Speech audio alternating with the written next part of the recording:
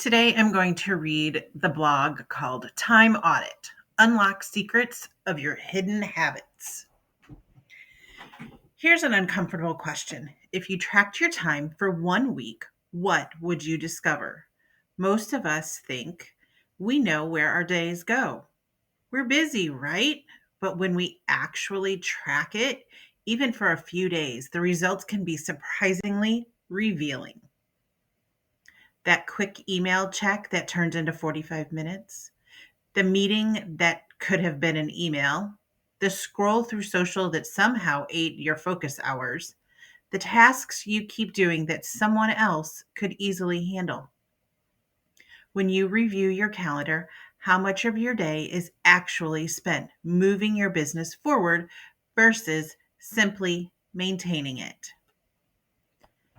Time isn't the problem, awareness is. Time management is often painted as a productivity issue, but more often it's an awareness issue. You can't manage what you don't measure. Most entrepreneurs I work with, myself included, have fallen into the "I'll just do it quickly myself" trap. The truth? Those quick tasks are where your hours disappear. The moment you start noticing patterns, where you spend energy versus where you gain it, everything changes. It's not about squeezing more hours into your day, it's about reclaiming the ones you're wasting. So ask yourself, which tasks drain you instead of energize you?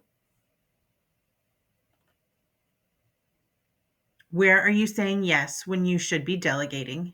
And what do you keep pushing to tomorrow because it never feels urgent enough, even though it's what actually grows your business? The cost of unconscious time. Lost time isn't just about productivity, it's about peace. When you're constantly reacting instead of leading your day, you start running on stress instead of purpose. The real cost? Missed creativity because your brain is always on. Missed moments with your family because you're multitasking dinner and DMs. Missed opportunities because you're too tired to even see them. Time is the one investment you cannot earn back. That's why being intentional with it matters more than being perfect with it. Where you want your time to go. Imagine your week if your time aligned with your values.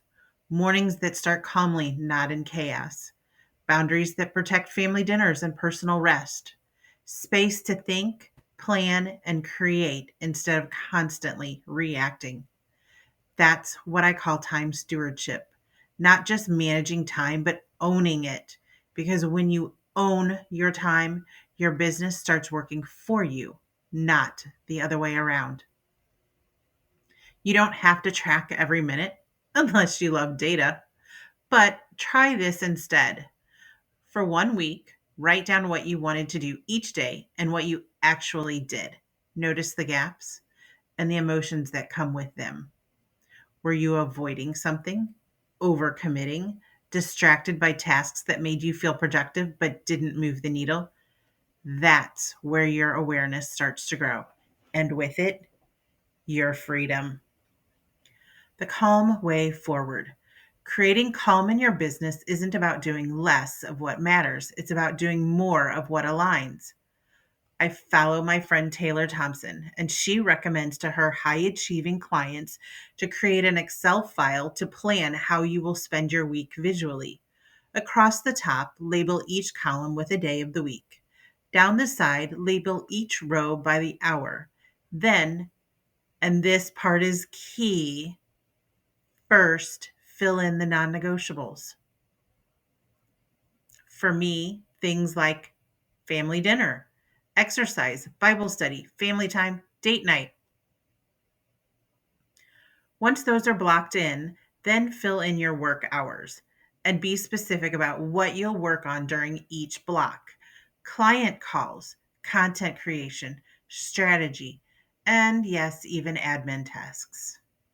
And yes, if you want to schedule in some doom scrolling, go for it. But by naming it and giving it a place, you choosing when it happens instead of letting it hijack your day. I intentionally maintain a structured meeting schedule. Tuesdays and Thursdays between 9 and 11 a.m., as well as 1 and 3 p.m. Those are the only times I take client meetings, which allows me to stay fully present and productive. Wednesdays are my CEO day. No client work, no meetings. It's my space to handle personal appointments, enjoy lunch with friends, or focus on projects that move my business forward. Personal priorities come first, and the rest of the day turns into rest or reflection instead of work. That's perfectly okay. Yes, I do allow wiggle room in my weekly schedule because sometimes I'm told when a meeting is. Like my monthly mastermind meeting is at 7:30 a.m. on Wednesdays. Thankfully, this is only once a month. Sometimes time audits and schedules reveal something deeper, not just where your time goes, but what needs to go from your plate. If you notice tasks that consistently drain your energy or don't align with your strengths, that's a sign it might be time to delegate. You don't have to do it all to grow. Start small, start smart, and if you're not sure where to begin, grab my What to Delegate First guide. It'll help you identify what to let go of so you can reclaim your time and your peace.